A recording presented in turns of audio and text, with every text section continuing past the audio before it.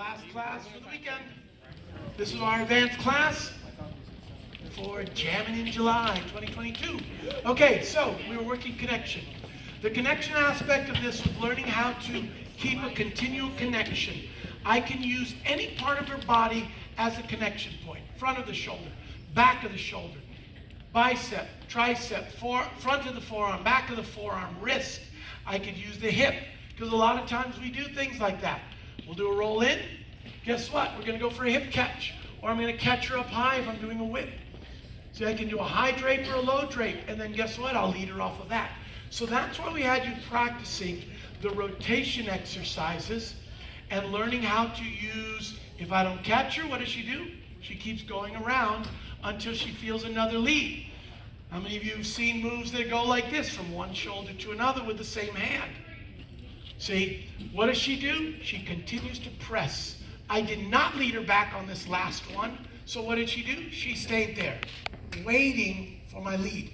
It's like from day one followers, when they always told you on count one, even though you're supposed to walk forward, what do they tell you? Wait for him to lead, okay? So now, she's maintaining pressure at all times. She's done what we call fill out the space.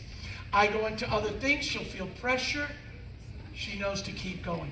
Here, she's now into my arm. I feel her here. Guess what? I can do things from here. So, you can always play around with catching different parts of the body, rotating, sometimes hold, sometimes move. Okay, so we played around with some of that, how we told you how the connection is not always hand to hand. So we started off doing what we call a cut and whip. I cut in front, 1, 2, 3, and 4, 5, 6, 7, and 8. So if you think about it, what was this move? A whip with an outside turn. Okay? Then we did, I'll jump to the other one, which was what? A whip with an outside turn. Yes. Same move. Looked totally different, didn't it? Why? Because we embellished a little thing. Instead of catching her normally and just letting her go, we did a couple little variations on it. So we'll break that one down. We'll come back to the back-to-back in a sec. The hustle whip, it's also known as a fake out whip, but I remember my friend Angel Figueroa always said, that's what we do in hustle. So you're going to catch like a whip, but it's going to be palm up so that she slides down the arm. Normally, I stay in place. She moves away from me. I cut across. She moves away. Here, I need to create space so that she feels a lead, bringing her back. 1, 2, 3, and 4, 5, 6, 7, and 8. That's regular basic hustle whip. So that's the start of the move. Then what we do is I now do the little scoop action where I would scoop the arm down to do the inside turn. I lose the wrestling match, the arm wrestle match, as she continues to turn, and I just release it. Do not hold on. Some of you had that grip of death. Okay? I release right away. I press against her back. We work a cogwheel effect, and then she rolls out because she feels the lead on that. So, giving you another angle. I scoop the arm through. I keep it extending over her. She keeps her elbow bent. She doesn't stop her rotation. She comes all the way to face me. I then place a hand on the shoulder. I press against it with my upper back, roll, find her body, and we never really lost contact there. So full speed, we do this as an 8 count move. I'll do it slowly. 1, 2, 3, and 4, 5, 6, 7, and 8. Now, normal timing, I was more focusing on that, but I can do regular whip timing as well. 1, 2, 3, and 4, 5, 6, 7, and 8. Giving you another angle.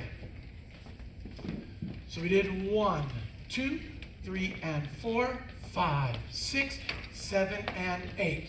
So once it's behind me, I'm looking for it. Not to where I'm here off balance, but to where I fill out my back. I'm rounding out the back so I can press against her arm to start the beginning of the cogwheel. Okay, the last one we played around with was a back-to-back. Remember we told you a lot of times some of you will turn and you just kind of collide into each other. I said, think of like if you're peeling off, you're going to peel together. So when I come in, I'm going to roll. I'm going to find her through the arm. I've now made a smooth transition to her back. If either one of us were to disappear, the other one would not fall. Because we're holding our own balance, the only thing is we're just pressing against our partner. Now, by the way I rotate or turn my body, she will feel that cogwheel effect because she's pressing against me lightly, but she's pressing. If I decide to take it side to side, maybe a little snake move, if I decide to pulse it, I have multiple contact points. I have right around a little bit above my butt, the upper back, and she feels my rhythm there. Okay? I can lead from various places. When it comes to coming out, I want to create the rolling action so she knows. See, she can't see me, so what can she go off of? The feel. See, I didn't roll that same way because I wanted you to see she wasn't going to automatically expect that side. I came out the other side. She felt my body rolling with her, okay? So off of that, you can get all sorts of things.